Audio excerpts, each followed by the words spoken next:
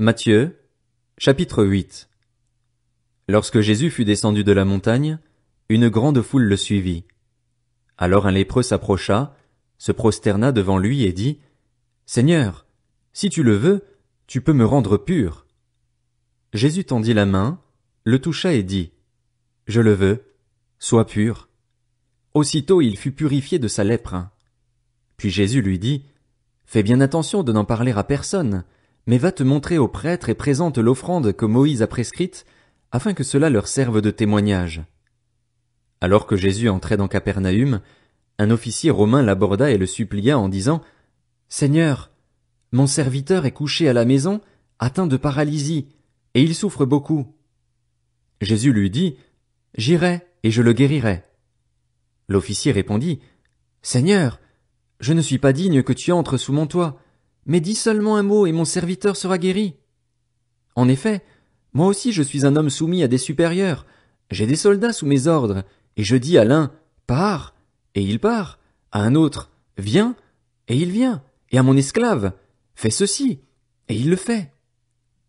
Après l'avoir entendu, Jésus fut dans l'admiration, et il dit à ceux qui le suivaient, Je vous le dis en vérité, même en Israël je n'ai pas trouvé une aussi grande foi. Or, je vous le déclare, beaucoup viendront de l'Est et de l'Ouest et seront à table avec Abraham, Isaac et Jacob dans le royaume des cieux. Mais ceux à qui le royaume était destiné seront jetés dans les ténèbres extérieures, où il y aura des pleurs et des grincements de dents. Puis Jésus dit à l'officier, Vas-y, et sois traité conformément à ta foi. Et au moment même le serviteur fut guéri. Jésus se rendit ensuite à la maison de Pierre.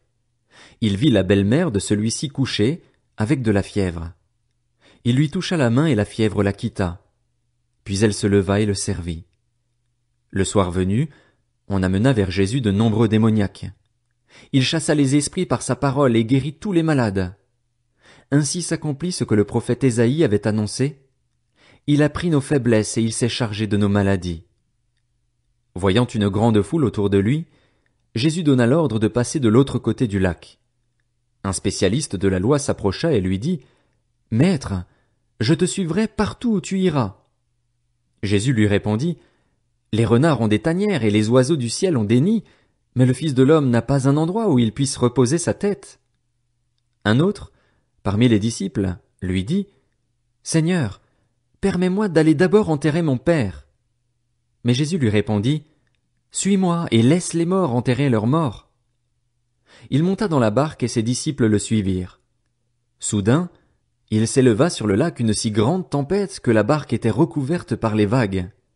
Et lui, il dormait. Les disciples s'approchèrent et le réveillèrent en disant, « Seigneur, sauve-nous, nous allons mourir. » Il leur dit, « Pourquoi êtes-vous si craintifs, hommes de peu de foi ?» Alors il se leva, menaça les vents du lac et il y eut un grand calme. Ces hommes furent très étonnés et dirent, « Quel genre d'homme est-ce? Même les vents et la mer lui obéissent. » Lorsqu'il fut arrivé sur l'autre rive, dans le pays des Gadaréniens, 2 démoniaques qui sortaient des tombeaux vinrent à sa rencontre. Ils étaient si dangereux que personne n'osait passer par là. Et voilà qu'ils se mirent à crier, « Que nous veux-tu, Jésus, Fils de Dieu? Es-tu venu ici pour nous tourmenter avant le moment fixé? » Il y avait loin d'eux un grand troupeau de porcs en train de chercher à manger. Les démons suppliaient Jésus.